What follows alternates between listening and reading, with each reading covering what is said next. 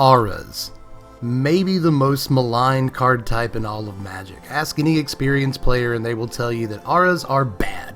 These are bad and you shouldn't play them. Why are you playing Auras? You're just going to get 2 for 1, you idiot. But a quick look through Magic history actually refutes this point entirely. Whether you're looking at individually powerful Auras like Armadillo Cloak or the now legendary Rancor, or you look at auras that work off of other auras, things like Ancestral Mask and especially Daybreak Coronet, which is a key piece in the modern Bogles deck. A deck that by itself proves that auras can be insanely powerful cards. Auras decks have even been a factor in Standard in the very recent past. Theros Block had the Heroic deck that was all but built around Ethereal Armor, and just last season we had the Blue-White Cartouches deck. And even though that deck has lost a lot of its good enchantment pieces, it still keeps the card that the deck was built around, Curious Obsession. With this card still in Standard, can we pull off a good Auras deck? I think so let's check it out.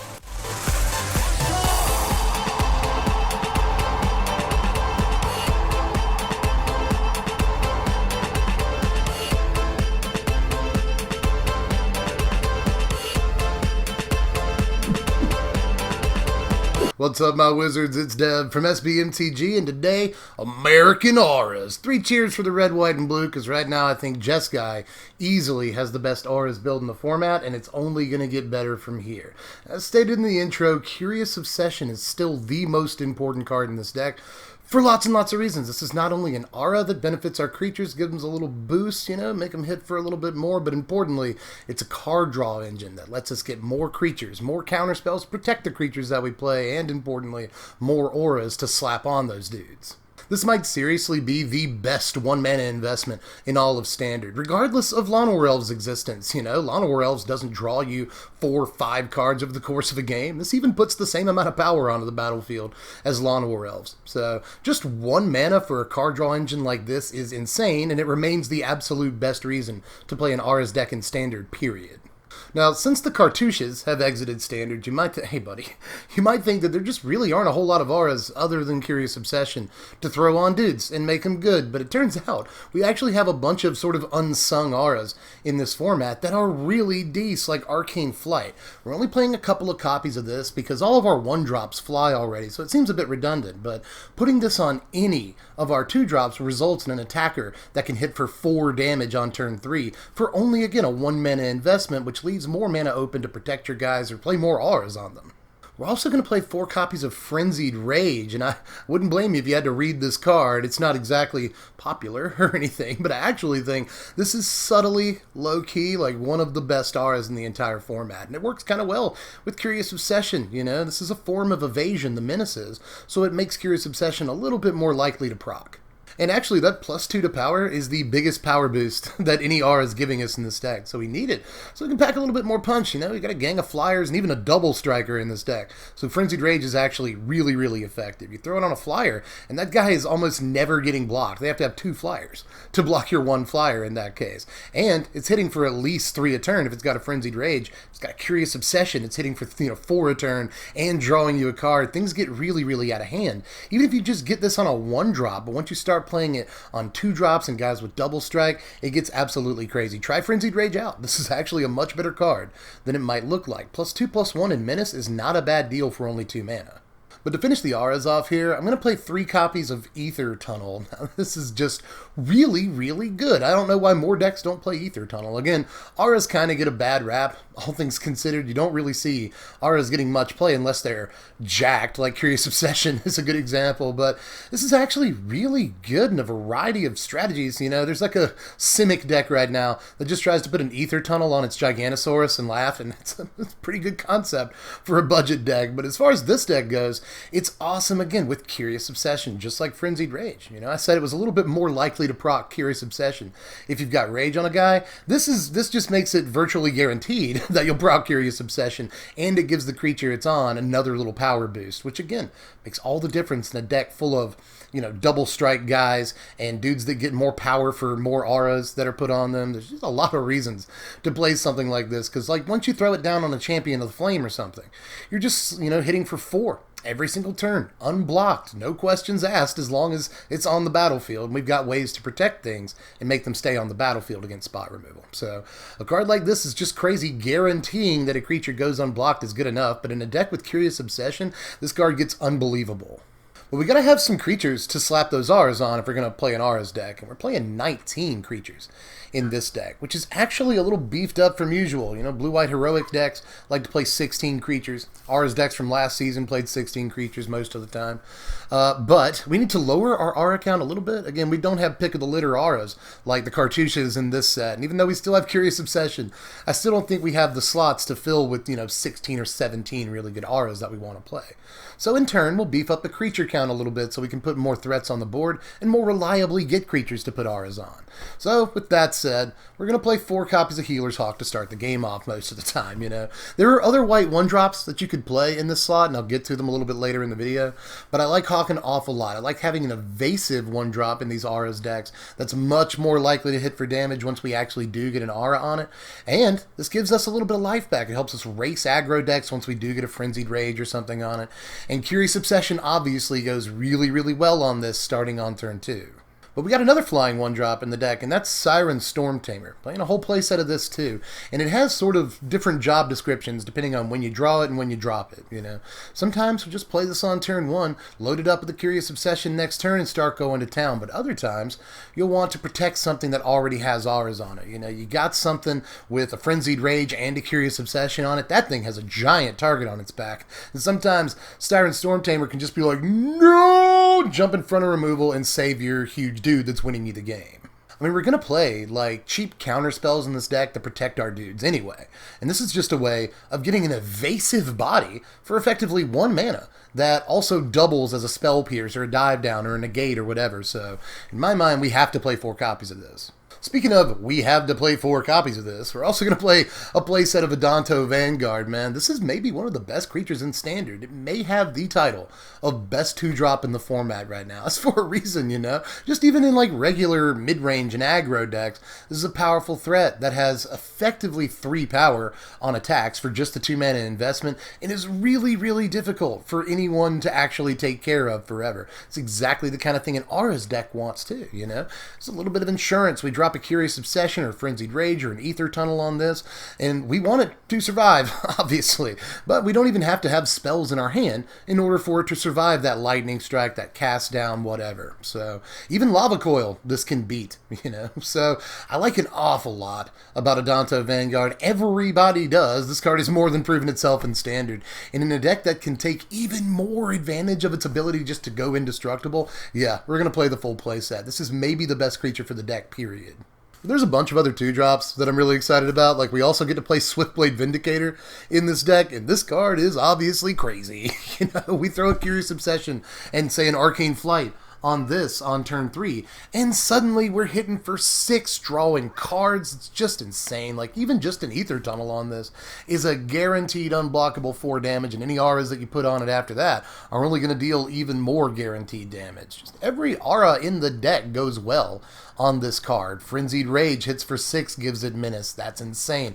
Curious Obsession is hitting for 4, drawing you cards. There's just no real bad outcome with Swiftblade Vindicator. As long as you can get 1 aura on it, it's maybe the most dangerous creature in the deck.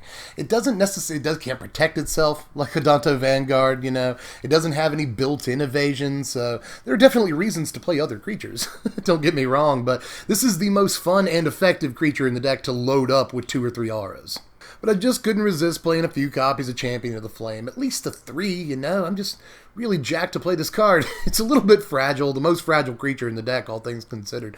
But at the same time, you get 1 aura on it, and it's going to town, kid. You get a Frenzied Rage on this, and it's dealing 5 with some form of evasion. You get an Arcane Flight on this, and you have spent 1 extra mana, effectively, to make this hit for 4 almost guaranteed damage as early as turn 3. All of that is good. You get a Curious Obsession and an Ether Tunnel on it. Boom, son, you're doing all the damage and drawing a few cards in the process, too. So, again, since we have things in the deck to protect the creatures that we put auras on, I don't mind that this doesn't have some form of built-in protection protection, like Adanto Vanguard, for instance. So it's just too attractive of an idea not to try. So we're going to play the 3 copies. I won't go all the way here because I think every creature that we're playing aside from this is probably better, but in long games or games where you know you can counter a couple of pieces of hard removal, then this can just go all the way for you. You know, again, Curious Obsession, Frenzied Rage, Ether Tunnel, you know, any 2 of those 3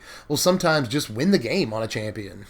We're going to cap it off here with some cheap counter spells. I've already kind of brought these up a couple of times in the video, so I don't have much to say, and I won't go too deep, but I will dive down. That's kind of a joke there. Sorry, that was awful. That was ham-fisted, but in any case, 3 copies of Dive Down because it is a very good card. It's effectively a 1-mana counter spell for all intents and purposes, and it even counters Deafening Clarion for 1 creature, you know, which is often all we'll have on the board anyway, 1 or 2 creatures that are loaded up with an aura or 2, you know. If you just concentrated on getting 1 creature big, you know, you got 1 swole dude out, this will save it from a Deafening Clarion or pretty much any other spot removal in the entire format. For just the 1 mana, sweet investment, but we're also going to play 2 copies of Spell Pierce because this can save our entire team from a Deafening Clarion.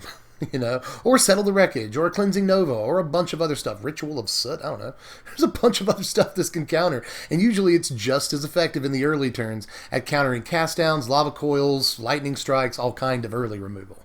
Now here's the mana base. We're running 23 lands in here, which seems a little bit heavy. I think the deck might be able to get by on 21 or 22 lands. We're not really playing anything that's too expensive, but I do want enough sources of each color, and I think that requires 23. We've ended up on 14 white sources, 13 blue sources, and 11 red sources. I really wouldn't mind beefing each of those up by 1, but all of that's going to be much easier once we get Hallowed Fountain in the next set. Now here's our sideboard here, and a lot of it is just more counter spells. We've got another Spell Pierce for countering sweepers, Disdainful Stroke for countering sweepers, Ritual of Soot, again, Settle the Wreckage, Cleansing Nova, but this also counters Lyra Dawnbringers, Doom Whisperers, all kinds of stuff, Experimental Frenzy, Vraska's Contempt, Teferi. There's just so much that Disdainful Stroke does in this format. It counters cards that, you know, are bigger and more powerful than anything that we're playing and can swing the game for our opponent. In some ways, I think Disdainful Stroke could deserve a slot in the main deck, to be honest with you. But moving on here, we've also got Negate, and in some ways, I think we could get away with playing 2 Negates here, but I'll go all the way and play at least 3, well, almost all the way, and play at least 3 here. We do need this card against control. It's just important to have a gang of powerful counterspells against their deck that counters pretty much everything they're playing.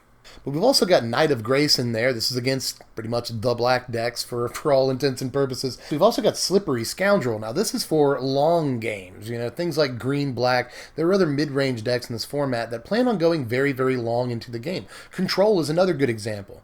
Slippery Scoundrel is great in matchups where you know you're going to get a send eventually in the game. We want to close things out relatively quick, but just in case we can't, Scoundrel is amazing whether we're putting auras on it or not because it's really, really difficult for opponents to deal with, and it's guaranteed to go unblocked.